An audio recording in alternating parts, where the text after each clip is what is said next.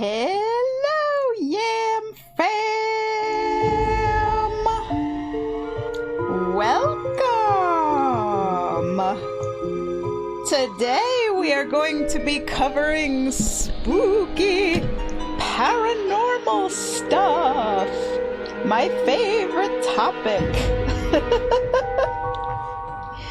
So I am very, very excited to finally share with you guys a lot of paranormal things that I have gathered over the years. because I have been really, really into like ghosts and ghost hunting. And I've gotten to go to a couple of places and capture some evidence of things that exist beyond the veil of the living. Woo!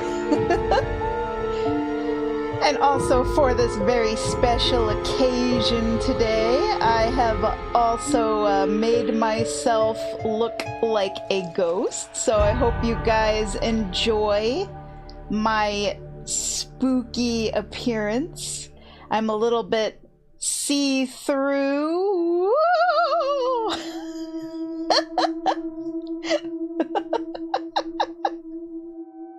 So I wanted to start off this stream first by kind of just, you know, giving like a little sort of history into things, because, you know, I always like to give context before I get into, you know, talking about stuff. So paranormal stuff has always been something that, you know, there's a lot of like people who are skeptical of it, and I can tell you that my duck hubby Malmerganzer, he doesn't believe any of it, but also he's never experienced it. It's like, it's one of those things where, you know, they say seeing is believing and all that, but then there's times where even if you see something, you're so kind of incredulous about it that you're like not really sure if you want to believe it. You try to, you know,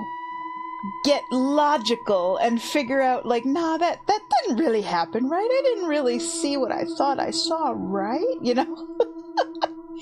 I remember my earliest memories was when I was a child. We lived in Staten Island in this little bungalow house, and I remember there was like a creepy attic, like a door thing up in the ceiling. And of course I had a very active imagination as a child, so again, this is one of those things where it's like, I don't really know if I actually saw anything or if I just imagined it. Like, you know how kids have like imaginary friends and stuff, and or sometimes they're like, oh, something's in the closet or something's under the bed, you know, they imagine monsters and things like that. I remember from a very young age imagining like a guy, and he was kind of in like I don't know, Victorian clothing or whatever, like a suit kind of thing, like a black suit, and he had like a mustache and like kind of moppy black hair, but I just imagined him like in the corner of the room just standing there, and I think I kind of believe I just psyched myself into it. Like, to this day I don't really believe that this was real, but you know, I was a very little kid. Maybe it was. Maybe I was actually seeing a spirit of some dude just standing there staring at me, being all creepy. You know, like, I don't know. I feel like I made it up though, because I liked scary stuff even as a kid. Like, you know, I saw on TV like that movie Candyman, that really scared the bejesus out of me. And also I remember, you know, the Bloody Mary thing, like if you look into the mirror and you say Bloody Mary 5 times, you get murdered, you know. So I feel like I conjured up this guy just to be spooky. Like, I don't feel like this was a real paranormal thing. It wasn't until much later in my life that I finally got a taste for paranormal stuff. But I wanted to share with you guys some stories and also photographs and even my EVPs, the audio evidence that I've gathered of things that do go bump in the night. So whether you're a skeptic or you're a believer, it doesn't matter, 'cause you be the judge. You know, when you see the stuff that I show you, you can ultimately debunk it however you like, or you could say, yeah, that's kind of curious, that's kind of interesting, maybe there's something to it. Who knows? I always try to be skeptical, especially when I was doing paranormal investigations, I try to find ways to debunk everything, because like if it's just a breeze, or, if it can be explained away with some logical explanation, then I would much rather go with that than jump to conclusions like, oh, it's definitely a ghost, So I wrote a little something here that I'm gonna start with before we get into all of the history and everything, or before I start showing you guys my photos. So let me put on my beautiful voice acting voice and read you all a little script. Alright, so I wanted to dive into the history of mysticism and how paranormal investigation began and became what it is today. Because the skeptics who like to debunk all of this stuff always say, oh, it goes back to mysticism. So it's like, well, what is mysticism? What is this history? And my duck hubby, he likes to say all of this paranormal investigation stuff really started in 1987 when Ghostbusters came out. And that's when everybody started using, electromagnetic meters to do like, EVPs and all that stuff, electronic voice phenomenon with little voice recorders and EMF detectors to see the little light move around and be like, yeah, that's a ghost, it's definitely a ghost. So, yeah. Have you ever wondered why people have been trying to talk to ghosts for thousands of years? Why every culture has stories about haunted places, spirits of the dead, and people who claim they can see beyond the veil? Well, today we're going to journey through the history of mysticism, from ancient temples to Victorian seances, all the way to the modern ghost hunters with those EMF meters that I mentioned, and they have infrared cameras and all kinds of really cool technology. Along the way, we're going to see how religion, folklore, science, and technology all mix together to create what we now call paranormal investigation.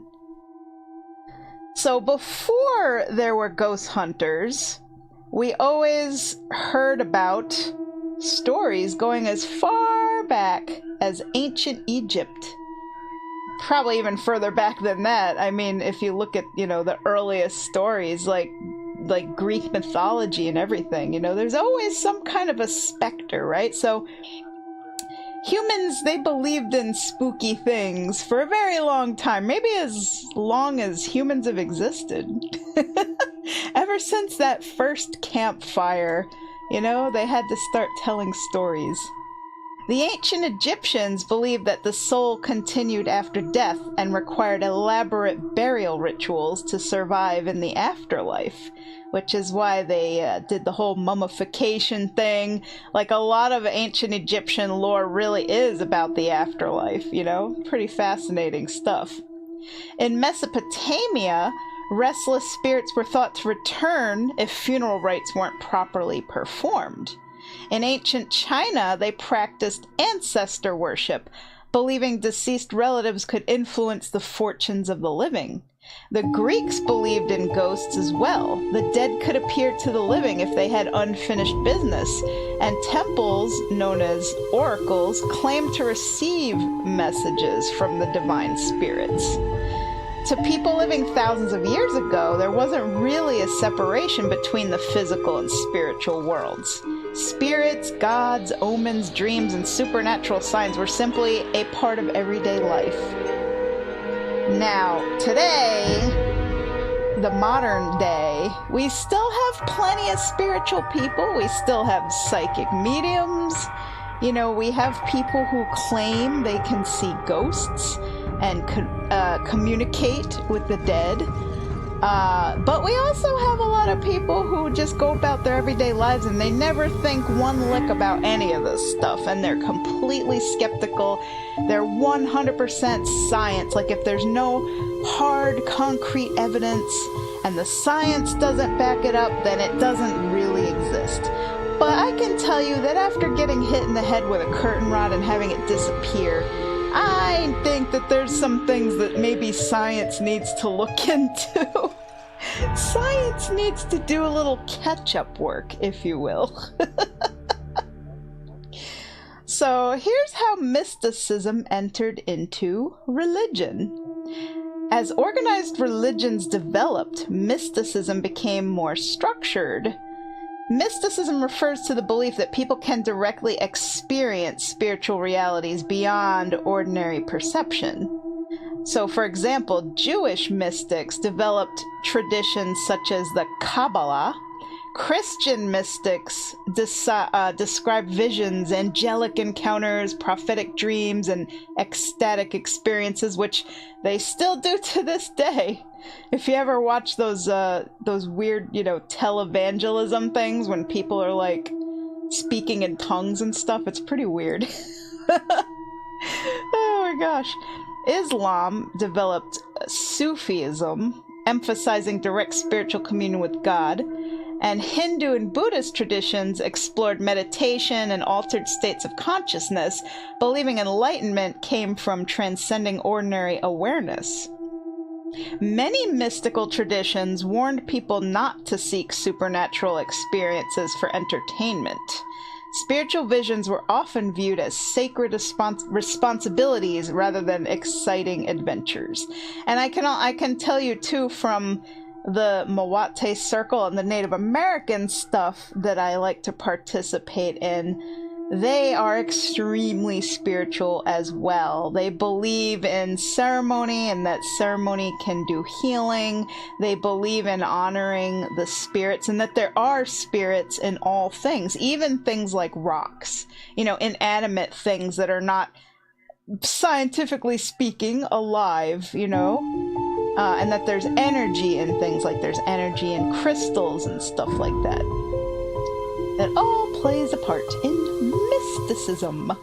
And this is something that is in pretty much every single culture all over the world, which is fascinating, isn't it? How we all share this common belief that there's something more than what we see with our own eyes. So now we're going into the Middle Ages and the fear of the unknown. During medieval Europe, belief in supernatural beings became intertwined with fears of demons, witches, and evil spirits. Reports of hauntings were often interpreted through a religious lens. If a house seemed haunted, many assumed demonic forces were involved. And this is, this carries over to today. Doesn't all this sound quite familiar, right? Priests performed blessings and exorcisms. People carried charms or relics for protection. Like, how people have crosses, the crucifix and all that. Stories spread of haunted castles, ghostly monks, phantom armies, and mysterious lights in the forest, which, by the way, I have seen mysterious lights in the forest. I will get to that. Many phenomena that today might be investigated scientifically were instead understood through theology and folklore. So, after the medieval times, we came into the period of Enlightenment. Around the 1600s, going through the 1700s, the Enlightenment encouraged skepticism and scientific reasoning, so that is when our debunkers came onto the scene. People began asking difficult questions. Can ghosts be tested with science and hypotheses? Can supernatural claims be verified? Is there another, more plausible, logical explanation for the weird things that go bump in the night? Science dramatically reduced belief in many supernatural explanations, but it also inspired some people to investigate paranormal claims more systematically instead of simply accepting or rejecting them. Ironically, modern ghost hunting owes as much to science as it does to folklore.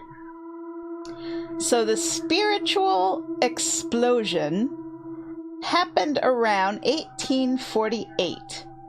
So this is in the Victorian era where this started to get big time popular. So there were two sisters in New York known as the Fox sisters, and they claimed they were communicating with a spirit through mysterious knocking sounds. Now some of you guys might know this story, but I'm gonna tell it to you anyway. There's a lot of really cool YouTube documentaries about this.